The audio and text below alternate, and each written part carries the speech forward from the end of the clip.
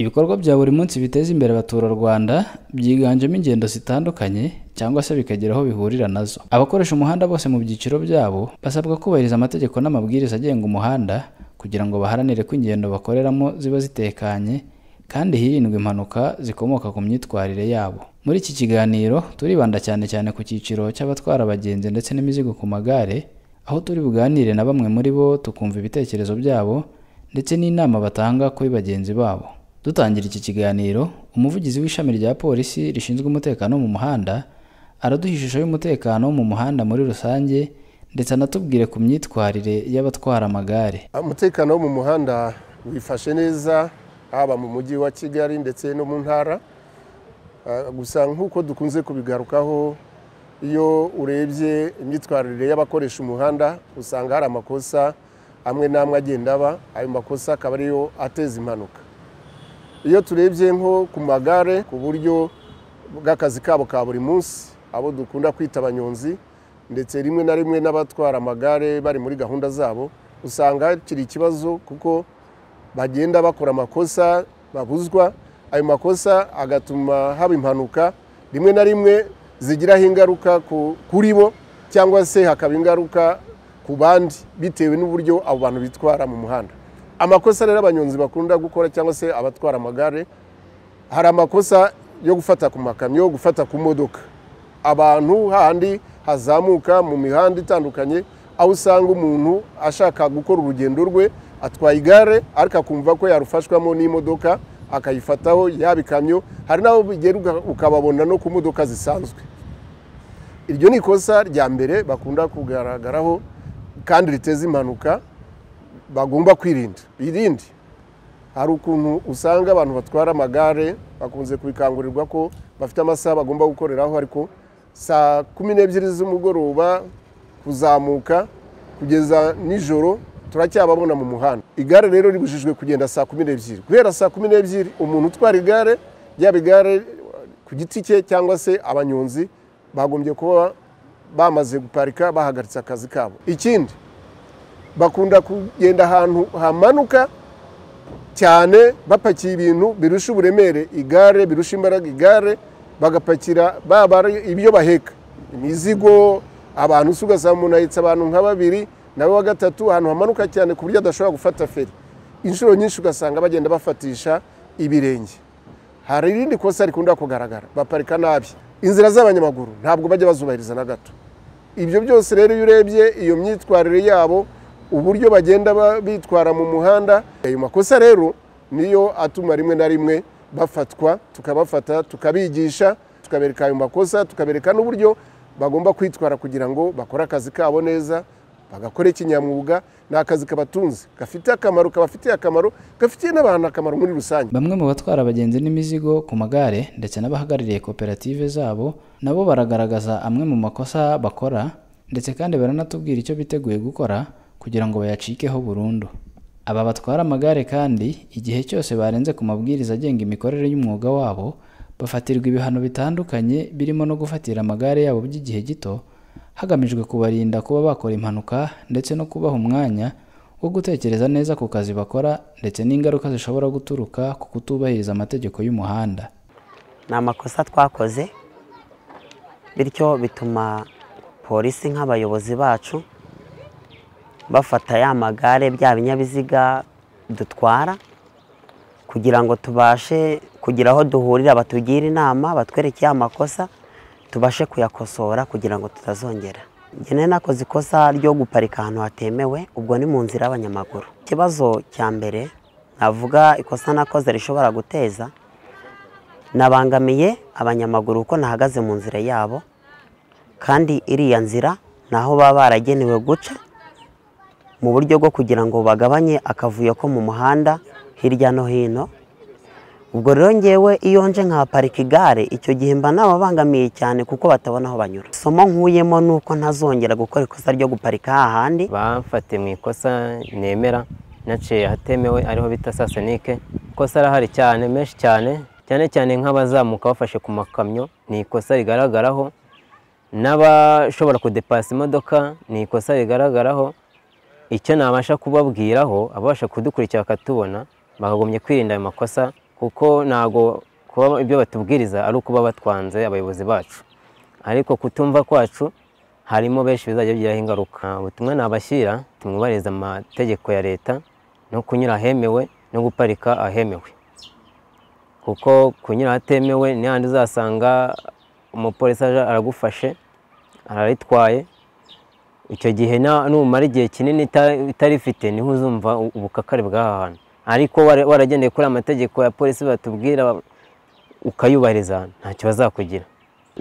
Iyo muduhaye iyo nama nziza twebwe ntituyumve, ikibazo ari amatwi yacu babandi bari kubwirwa. Icyo nababwira rero, abakora umwuga umwe nk'uwo nkora w'ubunyonzi, twagombye kugenda mu murongo umwe mwiza, tukubahiriza amategeko ya leta, kuko leta ntabwo itwigishiriza amategeko ari uko itwanze. Akazi nkora kanjye ndakubaha cyane, kuko kangejeje kuri byinshi, katumye nubaka, katumye nshaka umugore, gatuma ndihirira umwana ku ishuri neza. Niyo mpamvu ntagatesha agaciro. Ngira n'inama bagenzi banjye dukora akazi kamwe, kuba bakitwararika mu kazi bakora bakubahiriza ibyo abayobozi badusaba. Ikosa rya mbere nakoze na viyore feruje, kandi akaba ari ikosa ryagira ingaruka ku buzima bwanjye no ku bakoresha umuhanda bose. Kandi nkashishikariza abanyonzi dukora umwuga umwe ko tugomba kugendera ku mabwiriza agenga amategeko y'umuhanda, tukayakurikiza, tukabasha kubaho, tukagirira igihugu akamaro n'imiryango yacu. Imyitwarire y'akazi kacu ni uko twagakora tukanoza neza, tukagakora tugakunze kandi tugashaka, tukirinda gupakira ibintu birenze ku buryo byateza abagenzi bacu ibibazo cyangwa natwe bikaduteza ikibazo, tukabasha kugenda neza mu muhanda nk'uko bikwiriye. Twe rero nk'urwego rw'ubuyobozi ntabwo twarambirwa cyangwa ngo turekere kwigisha no guhozaho, ni uguhora dushakisha abo bantu batari bagira ku myumvire nk'iy'abandi, tugahora tubigisha kugira ngo bagere kuri nivo nk'iy'abandi. Ubutumwa naha abakora umurimo wo gutwara abantu n'ibintu ku igare, ni uko bakwisubiraho bakumva amabwiriza bahabwa n'inzego z'ubuyobozi n'iz'umutekano izo arizo zose, kandi bakamenya niba ahagurutse avuye mu rugo akaza aje gukorera mu muhanda, icya mbere akamanza kwita ku kintu kigendanye n'amabwiriza y'amategeko y'umuhanda, akamenya icyamuzanye. Icyo ni cyo kintu cya mbere. Icya kabiri, natwe tugiye kujya tugerageza twigishe nabo ubwabo kandi bagerageze bisubireho, turebe ko iki kintu cyacika. Twakoranye n'umurenge, dufite n'amabaruwa y'umurenge yatwandikiye udusaba ko twashyira abakozi babiri buri ruhande, kuko turi amasosiyete atatu. Buri ruhande rero rufite abakozi babiri bahembwa ku kwezi, baturira igare ku munsi. Arabyuka saa moya akazi kagatangira, agatembera muri Kimironko areba ya makosa akorwa n'abashoferi b'amagare, gufata ku modoka, kutambara umwambaro, ko igare ridasukuye, guparika ahadakwiriye. Ibyo byose nizo nshingano z'abo basekirite twashyizeho. Twakoranye inama na polisi, iduha amabwiriza, iduha n'amategeko tugomba kugenderaho. Si uguca igare mu muhanda, nta igare kuko rifite akamaro mu gihugu, ryunguruza abantu, rifasha abantu mu muryango usanzwe, ridutungira imiryango. Saa 11 n'igice zigeze nimugoroba, abasekirite twashyize mu muhanda batangira guhitura urwo rubyiruko kugira ngo saa 12 zigere yageze mu nzu atahamo. Saa 12 ntibivuga ngo gutaha, bivuga kuba wageze mu rugo iwawe aho ucumbitse. Ubutumwa mpa abakoresha amagare mu muhanda, bagomba kubahiriza amabwiriza y'umuhanda, bubahe abanyamaguru, bubahe za moto, bubahe n'izindi modoka ziri hejuru. Ni gute umushoferi w'amagare atwara amabati, atwara imbaho, akabuza abantu gutambuka? Urumva ni amakosa. Basabwe kubahiriza, kubahana mu muhanda. Umuvugizi w'ishami rya polisi rishinzwe umutekano mu muhanda aratubwira impamvu amagare afatirwa by'igihe gito, ndetse n'uburyo bifasha abatwara amagare kwikosora no kwisubiraho. Iyo tubafashe bafatiwe mu makosa, turabegeranya tukabahuriza ahantu hamwe, tukabigisha, tukabereka amakosa bajya bakora kugira ngo bayirinde, batazongera kugwa muri ayo makosa, kuko twamaze kubona ko ayo makosa ari agenda ateza impanuka zishobora guturuka kuri bo ubwabo cyangwa se kubo basangiye umuhanda.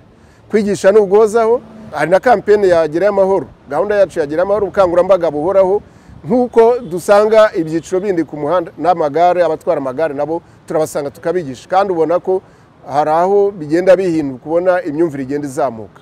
Ubutumwa tugenera abantu bakoresha umuhanda muri rusange, buri wese akwiriye kumva ko akazi akora, waba uri utwara igare, waba uri utwara moto, waba uri utwara imodoka, abanyamaguru, buri wese akwiriye kumva ko umutekano wo mu muhanda umureba. Umutekano wo mu muhanda ni ingenzi kandi ukwiriye kuba uwa buri wese, tukageraho tubigira umuco, buri muntu wese akumva ko ari inshingano ze gutanga umutekano wo mu muhanda. Tuvuga ko 80% y'impanuka ziba ari uburyo abantu bitwara mu muhanda. Imyitwarire bakwiriye guhindura imyumvire, buri wese akabigiramo uruhare. Niba utwara ikinyabiziga ukumva ko udakwiriye kuba ari wowe ba nyirabayazana w'impanuka, ahubwo impanuka zikwiriye kugabanuka biguturutseho, ukaba bandebereho, ukaba ari utanga urugero, ntugendere ko kanaka yakoze ikiriya nanjye wagikora. Ntabwo ukwiriye kwishimira gukora ikibi ngo urigana wakoze ikibi, ahubwo igana wakoze icyiza, noneho twese tugende tugana ku byiza, bizatuma tugabanya impanuka. Umutekano wo mu muhanda tugira inshingano zacu, buri wese ajya afata urugendo agere yajya amahoro. Wari uzi ko 80% y'impanuka zo mu muhanda ziterwa n'imyitwarire y'abawukoresha? Yego, nyamara zakwirindwa. Dore uko byakorwa. Turifuza ko abakoresha umuhanda bose bagira imyitwarire yimakaza umutekano wo mu muhanda ku bw'amahitamo, kugeza ubaye umuco. Umutekano wo mu muhanda ku bw'amahitamo bisobanuye guhitamo kubahiriza amategeko agenga imikoreshereze inoze y'umuhanda, nko kubahiriza umuvuduko wagenwe, kwirinda gutwara ikinyabiziga wanyoye ibisindisha, kwirinda gukoresha telefone utwaye ikinyabiziga cyangwa wambuka umuhanda n'ibindi. Umutekano wo mu muhanda ku bw'umuco ni ukwirinda icyo ari cyo cyose cyateza impanuka, bikaba indangagaciro na kirazira. Igihe umutekano wo mu muhanda wabaye amahitamo ya muntu, kugeza ubaye umuco n'indangagaciro tubana nazo, impanuka zitwara ubuzima bw'abantu zikanangiza ibintu zagabanuka cyane.